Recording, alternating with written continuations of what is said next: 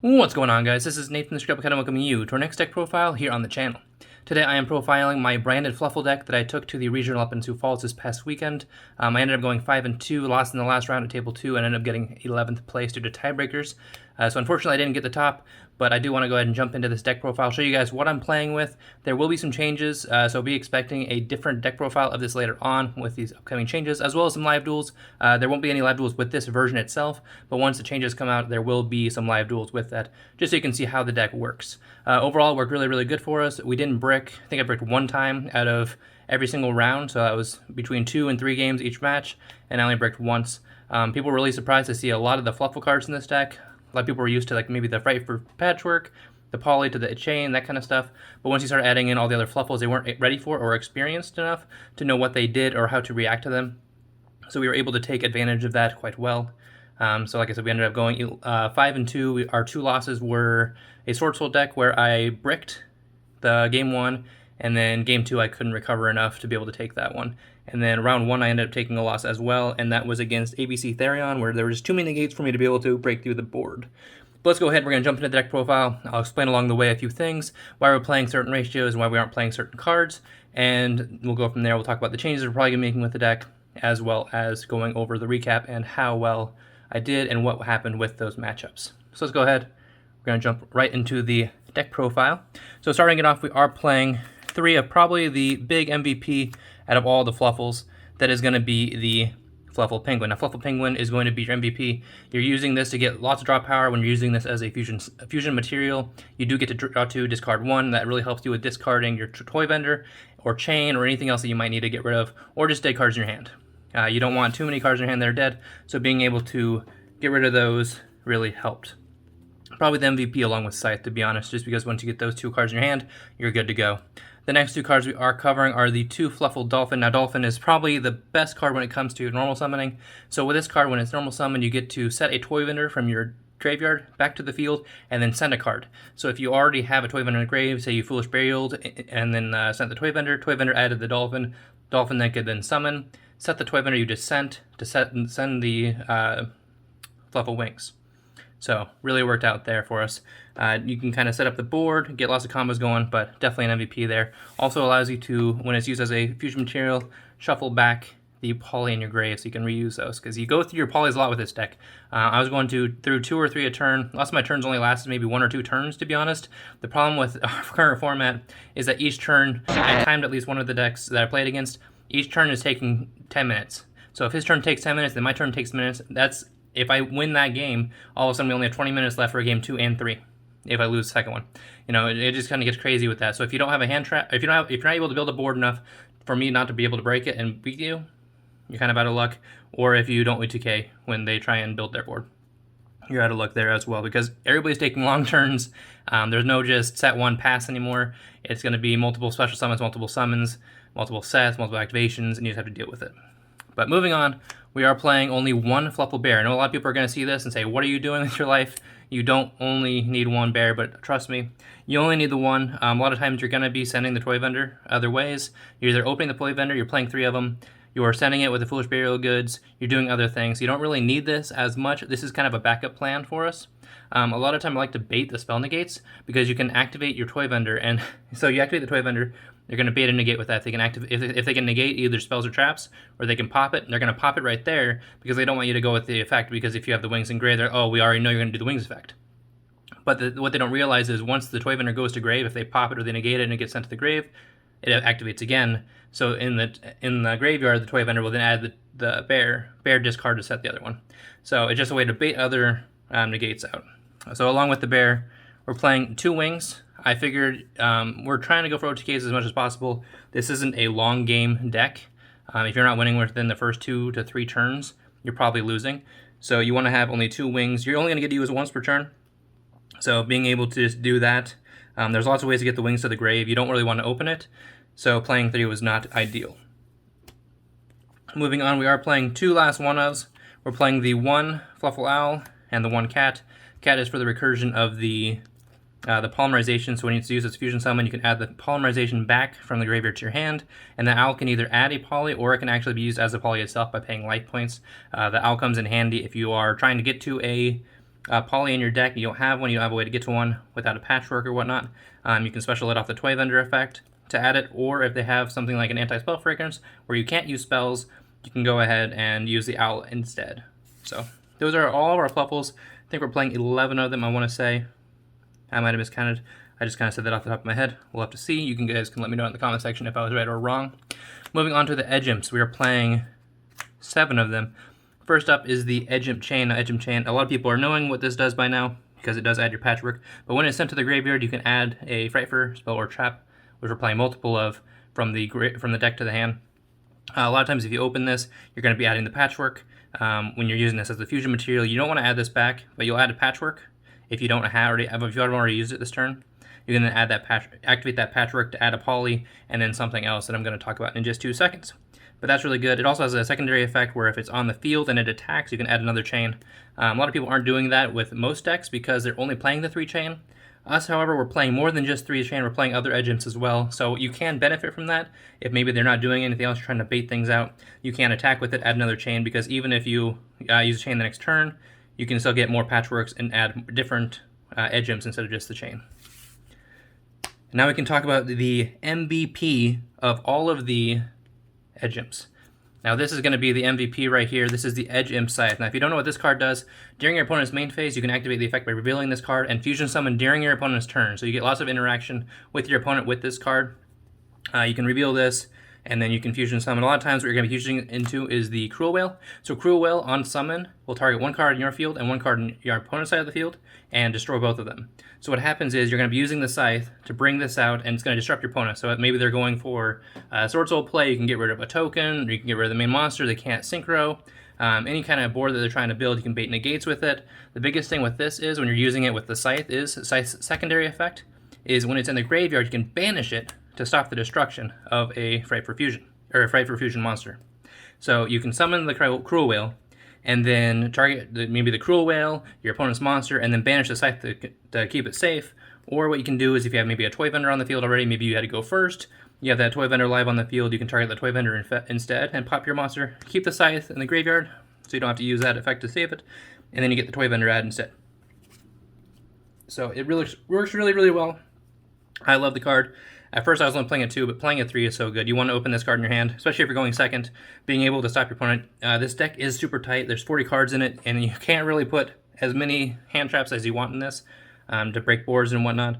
So being able to have this in here, I say opening this, as well as being able to add into a penguin, is probably the MVP of all of the Fluffals that you want to add with this, or use with this, because you can summon, you can pop with the Cruel Whale, and then you can draw 2, discard 1 with this. You can reload your hand on your opponent's turn instead of your own, and then you can probably use another penguin during your turn as well. So there's lots of recursion, lots of draw power. The deck really loses to Droll Knockbird. I lost game 1. I want to say I lost game 1 of match 1 because of Droll Knockbird.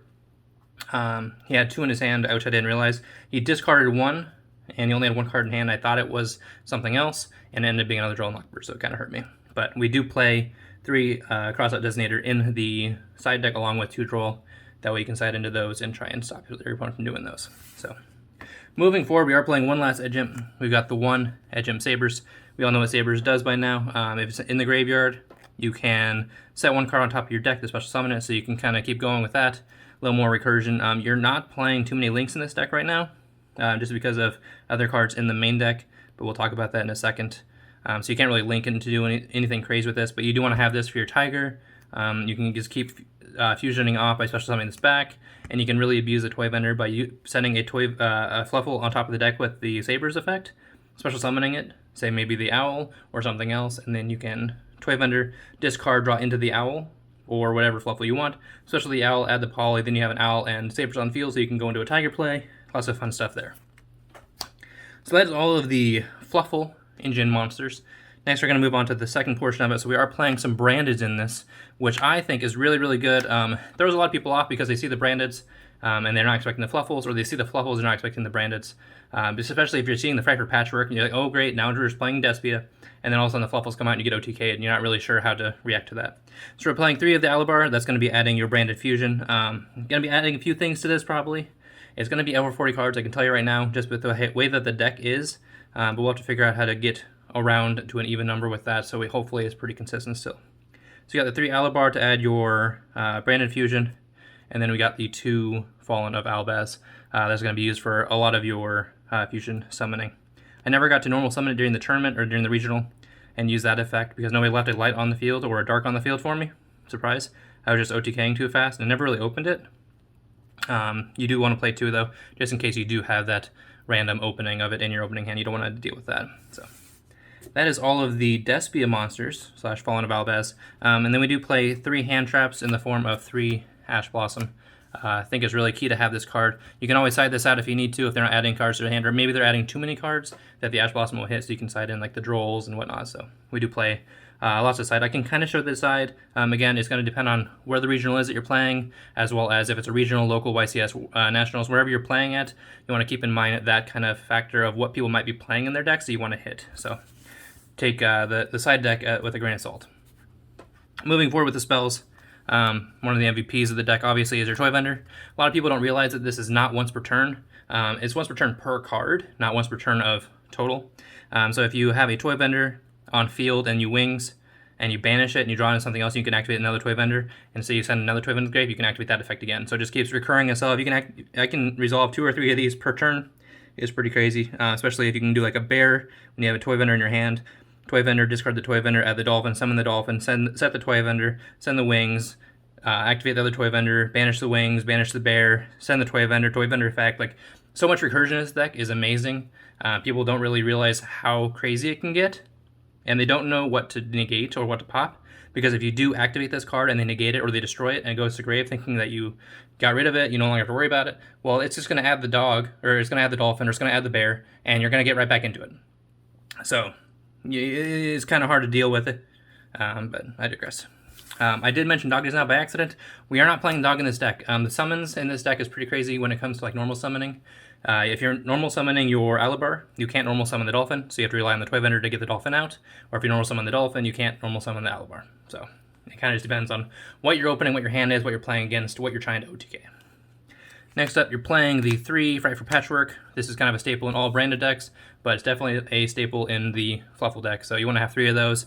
Lots of negates, baiting negates in this deck.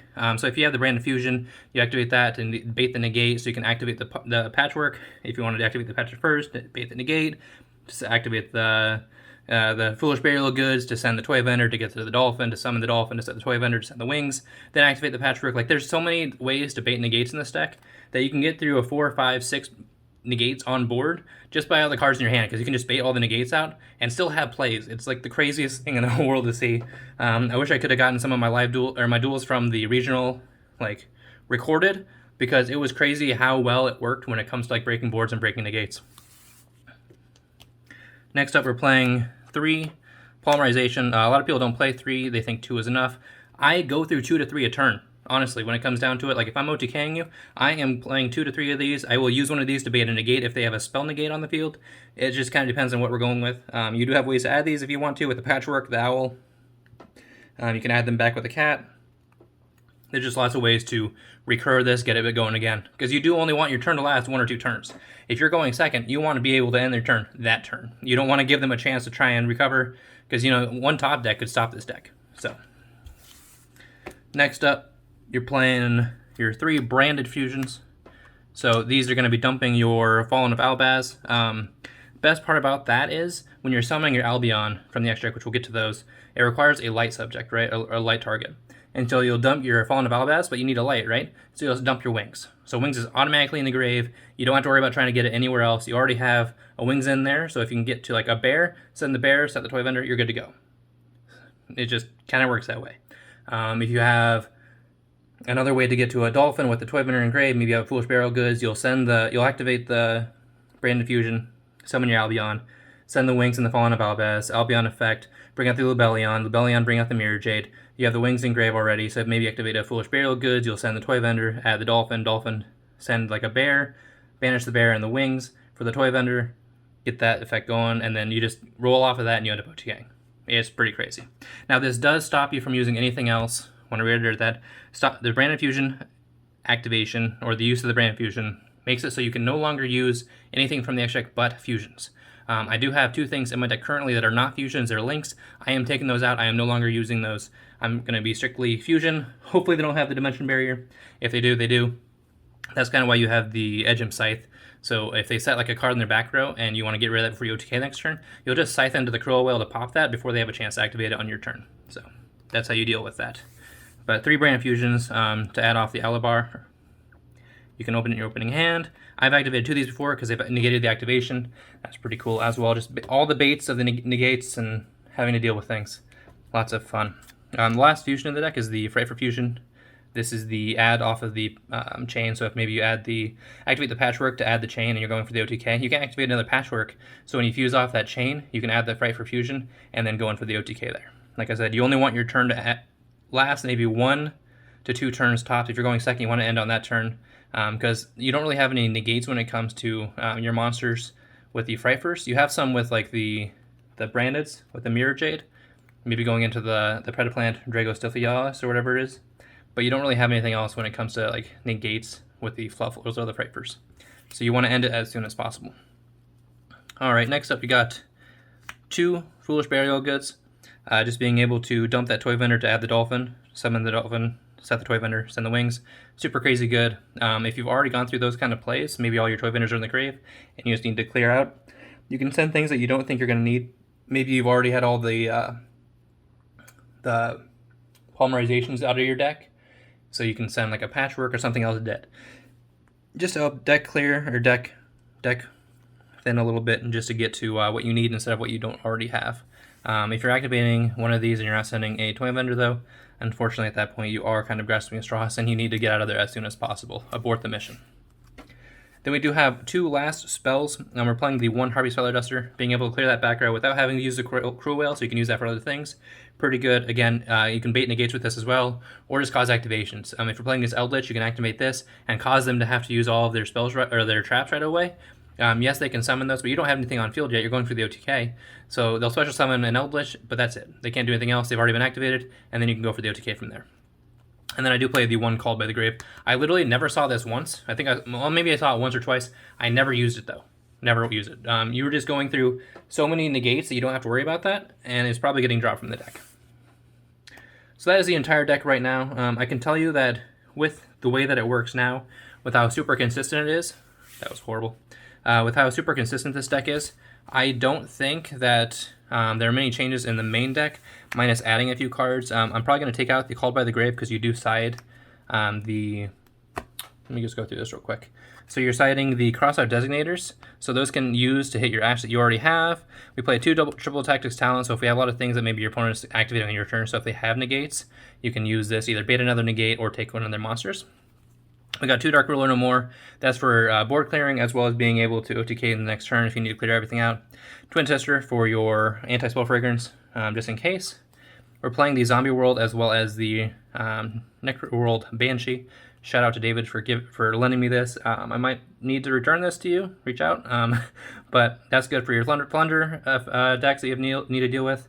You can activate the Branded Fusion, sending the Banshee as well as the Fallen Alvalvez to go into your Libellion, and you can go that route, then banish the Banshee to go into the Zombie World, so they can't tribute summon, so that's pretty cool.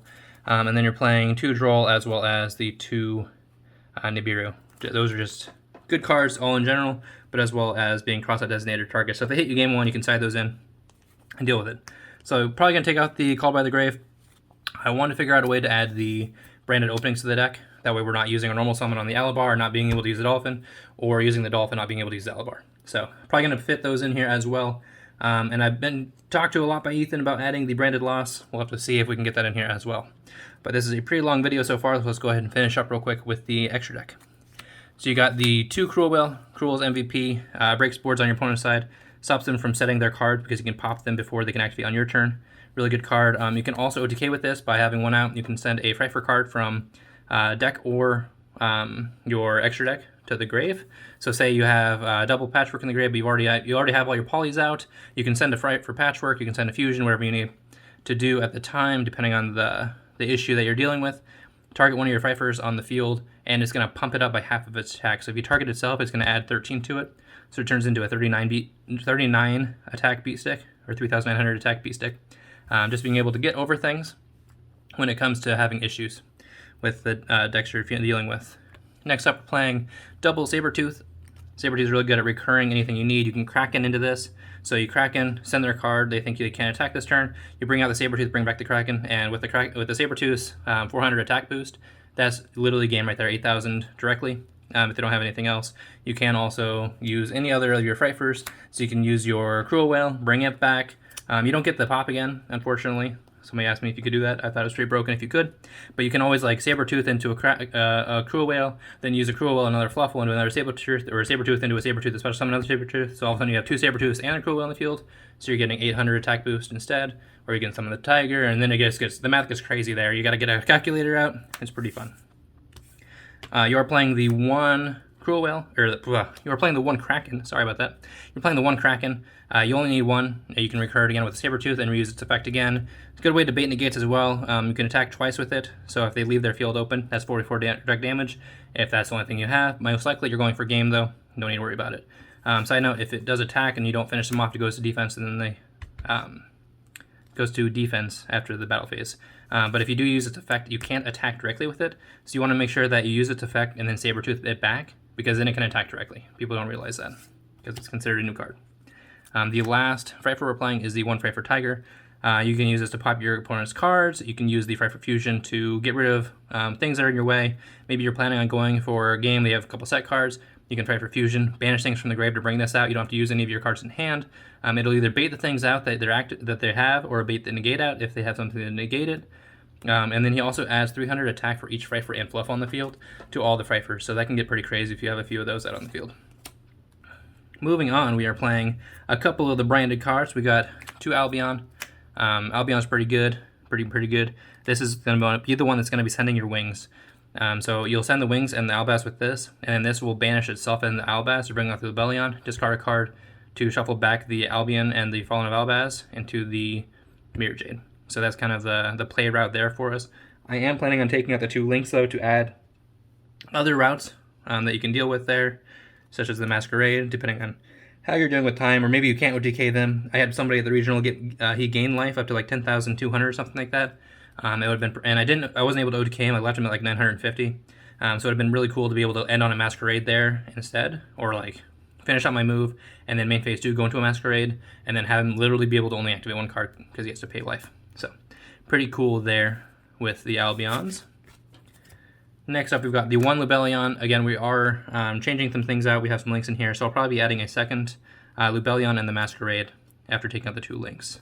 Lubellion is the second one, so if you need to, say like they're going to stop your wings, or maybe you used your wings, maybe they have a Yang Sing on the field that's stopping you from using light effects, so you can't use the wings anyway. You know, whatever you need to. Maybe you need to have the Frightfur Fusion in hand. I had that at one point where like I had a Frightfur Fusion in my hand, and I was planning on fusing anyway, but he had some stuff that I needed to get rid of. So I Branded Fusion into the Lubellion, sending the Sabers, because I already had like a Fluffal and Grave, as well as a Fallen of Albaz, and then I Frightfur Fusion, banished the Sabers as well as the Fluffal into the Tiger to pop his stuff, and then I was able to like do everything else. So pretty cool stuff there. And then moving on, we are playing the two Mirror Jade.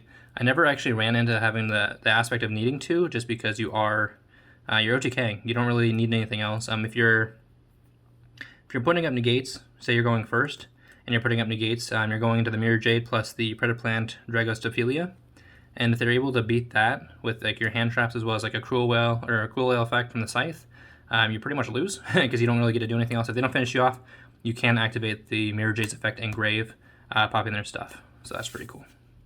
And then we got the one Chimera. Never actually got to use this. I still think it's a really good card. I will try to get this used at some point just so I can feel benefit from it. We got the one Predaplant Dragostophilia. This is for if they negate anything on your field, so they negate the Albion, you can fuse it away into this. People have super hollowed this away into another one for them. That was pretty cool as well. I got to see two of them on the field. That was pretty fun. But it does have the negate, so you can activate its effect to put a Predaplant counter on a card, and all monsters on their opponent's side of the field that have that effect, or that have that counter on it, all their effects are negated. So you can, if this stays on the field, say like it lasts more than one turn, you can just keep negating more things as long as they have that counter on it, their effects are negated. And then finally we have the 2 links, the 1 cross sheep and the 1 nightmare. These are getting taken out. I literally never went into them. Most turns I was going, if I didn't OTK them with just the Fluffals, I was going into the Branded engine, which then shuts these off so you can't use them anyway. So one of these will be going into a Masquerade, one will be going into another Lebellion, just so I have that going for me. And then we are going to be adding the brand openings to my deck and whatnot. So we'll have to figure that out as well. Let's go ahead. We're going to talk about the matches real quick if I can find them. I have them all written out. So pardon the vibrations or the shaking of the camera real quick as I try to get those pulled up for me. I'm pulling this up on my phone. All right, so match 1 we played against ABC Therion. Shout out to Brandon. He ended up coming by and giving me a the Necro World Banshee. He gave me one of those for free, so that's pretty cool. Shout out to him. I did lose to him, though. So game 1, I got hit with that droll and got OTK'd. Game 2, I saw I had the 3 crossouts and a droll, and I literally ended up opening up a crossout and a droll.